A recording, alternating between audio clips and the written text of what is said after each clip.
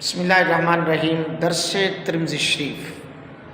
الحمدللہ ثم الحمدللہ، اللہ تعالیٰ کا بڑا احسان ہے کہ اب تک 276 احادیث یوٹیوب پر، ٹک ٹاک پر اپلوڈ ہو چکی ہیں۔ آج 277 نمبر سے ہم آغاز کریں گے۔ حدیث نمبر 277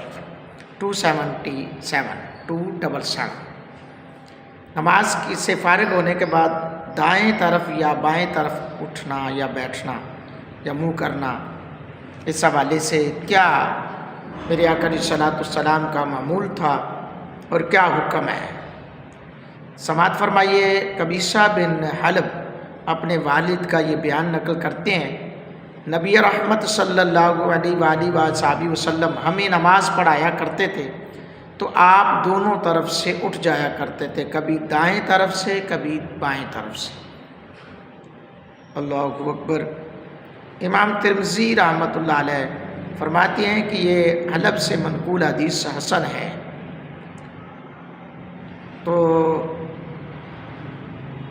نمازی جس طرف سے چاہے اس طرف سے اٹھ سکتا ہے، اگر وہ چاہے تو دائیں طرف سے اٹھ سکتا ہے، اگر وہ چاہے تو بائیں طرف سے اٹھ سکتا ہے، کیونکہ یہ دونوں طریقے نبی رحمت صلی اللہ علیہ وآلہ وصحبہ وسلم سے مستند طور پر منقول ہیں۔ حضرت مولا علی پاک رضی اللہ تعالیٰ عنہ اس حدیث کے راوی ہیں، فرماتے ہیں کہ انہوں نے ارشاد فرمایا کہ اگر اسے دائیں طرف سے اٹھنے کی ضرورت ہو تو وہ دائیں طرف سے اٹھ جائے، اگر بائیں طرف سے اٹھنے کی ضرورت ہو تو بائیں طرف سے اٹھ جائے۔ جب امام نماز سے سلام پھیر کر فراغت حاصل کرے تو اس کے بیٹھنے کا مسنون طریقہ کیا ہے؟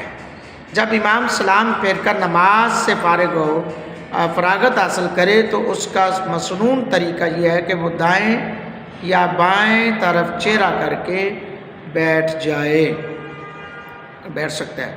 زیر بعض حدیث میں حضور علیہ الصلوۃ والسلام کا طریقہ یہی بیان ہوا ہے، آپ اکثر دائیں جانب پھر کر بیٹھا کرتے تھے، اکثر آپ دائیں جانب پھر کر بیٹھا کرتے تھے۔ اس کی وجہ یہ ہے کہ اسی طرح امہات المومنین کے حجرے تھے۔ اللہ اکبر۔ حضرات گرامی قدر، یہ حکم ہے شرعی طور پر امام کے لیے بھی کہ یا تو سلام پھیر کر دائیں طرف منہ کر کے بیٹھ جائے یا بائیں طرف، لیکن زیادہ تر معمول مصطفیٰ یہ تھا کہ حضور علیہ السلام سلام پھیر کر دائیں طرف منہ کر کے بیٹھا کرتے تھے۔ اللہ تعالی ہم سب کو شریعت مطہرہ کو سمجھنے کی توفیق عطا فرمائے، آمین۔